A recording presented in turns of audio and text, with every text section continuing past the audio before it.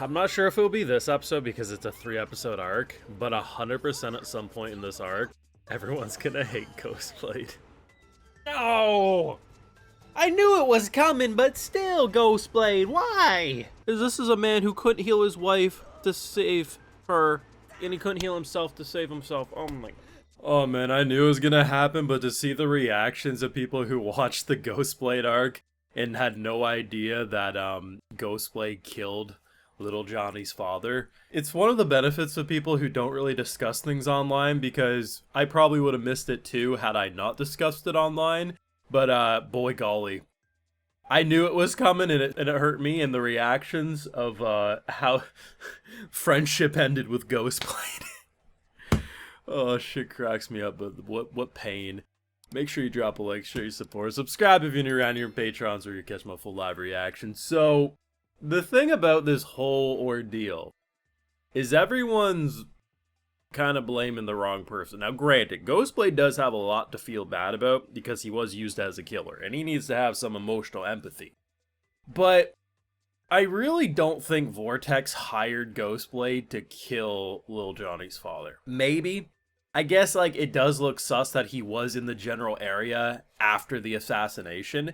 But it really feels to me that, you know, the current ex at this present wanted Lil Johnny's dad to come back into the fold. His healing abilities were very much needed, and it would benefit them both. Obviously was pissed off, he said no. But it feels to me like there's probably some details that I'm overlooking, but everything's pointing towards the organization hiring Ghostblade to kill little Johnny's father. Why? I assume it's something like you can't ever quit the organization. If you do, you know too much, and if you know too much, you're a threat to us. So they probably, you know, they John Wick your ass. I don't know. It's probably something like that. But if that's the case, and this current ex was actually innocent, that means little Johnny's gonna grow up with an entire mission of killing this man, getting revenge, and potentially realizing he went after the wrong person. I assume Rook's involved, that douchebag's involved in everything. It might even be his entire plan, I don't know.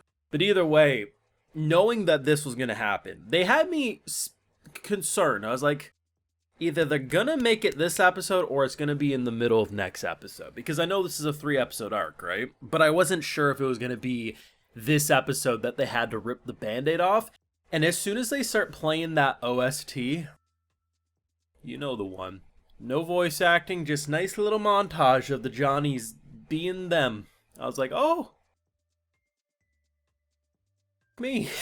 I knew right then and there it was, oh, we were getting the repeat. And boy, did it hit hard. Like, I think what's crazy and so emotionally tragic, his father had a healing ability. And that healing ability was not only unable to save his wife, was also unable to save himself in the end. And that's tragic. And I almost wonder, so the wife, little Johnny's mother, it sounded like they were planning for a surgery. Johnny's dad had to leave that day.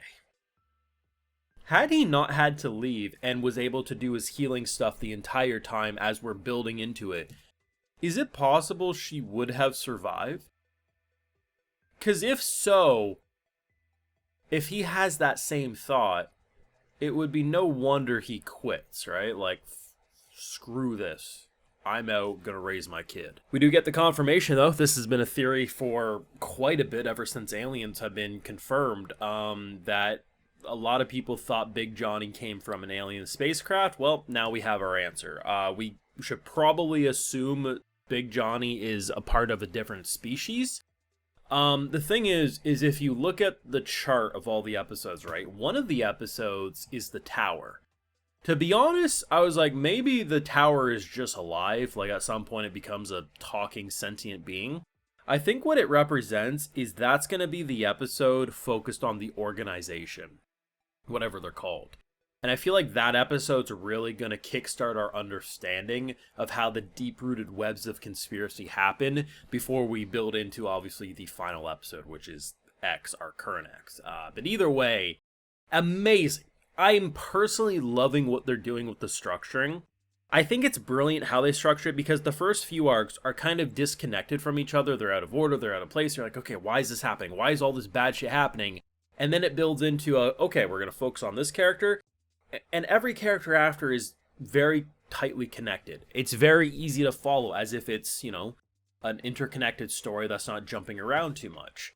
And I think what's brilliant about that is it really lets everyone now feel alive. Like, you had the big shock factors in the first couple of arcs, and we know that stuff's still going to get touched upon, whether or not this season, or it'll be next season, whatever. It doesn't change the fact that it's very tightly connected, and I think that's why, you know, the stuff like, okay, we got Lucky Sian, okay, that's great, okay, and then it leads into Queen, and then you're like, okay, and this, and this. The idea of going from Ghostblade to this, it still hits, but it feels so nice because now I'm thinking to myself, man, what would Ghostblade feel if he realized he killed this kid's dad? What would this kid feel if he realized Ghostblade was hired to kill his dad?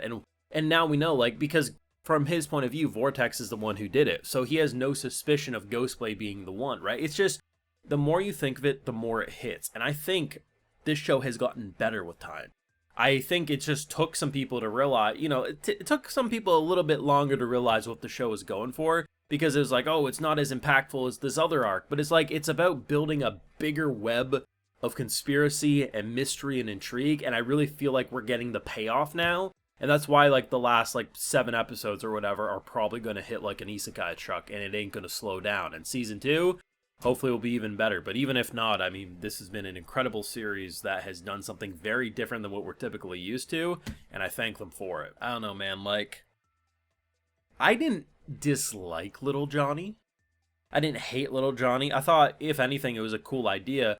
But yeah, he's a bit of a weird kid. I was like, he's fine. Yeah, I quite like him now. It's kind of unfortunate, though, because this is like, you know damn well, Little Johnny's the type of guy who grew up believing in the Tooth Fairy. Like, he's probably 25 now or whatever, and he believes in the Tooth Fairy. Because when he was like 6 or 7 years old, he's like, well, Mom taught me that babies get delivered from the sky, so you're my baby. And Dad didn't have the heart to correct him, and Dad died before he could teach him otherwise. So he grew up basically very warped view of adulthood. And that's kind of funny, but also kind of tragic, and I love it.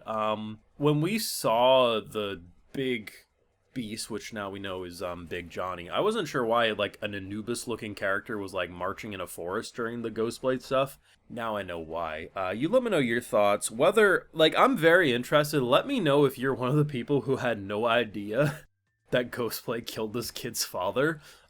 What did that do to you? Because I knew it was coming and I was in pain, so I can only imagine how much it hurt you. But yeah, definitely not happy with Ghostblade, but I still love him myself. But I'm seeing some spicy reactions and I'm not surprised. But your thoughts? Leave a like if you enjoyed, subscribe if you're new around here. Patreon is, of course, where you catch my full live reactions and other exclusives like, hey, I give video shoutouts to all my patrons. Alright, so today we got Nanodog, Jmons9173, Durhosh, Franklin Greenway, Hikari Lounge, Fletchbringer, So Logkey, and we also have Subject 3. So I appreciate the support. Please take care, and y'all have a good one.